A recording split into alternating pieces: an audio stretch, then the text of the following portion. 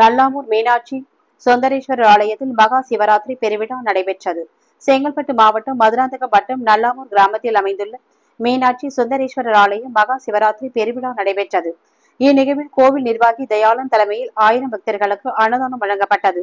மேலும் இவ்விழாவில் கலந்து கொண்ட பக்தர்கள் அருள்வாக்கு பெற்று மன நிம்மதியுடன் சென்றனர்.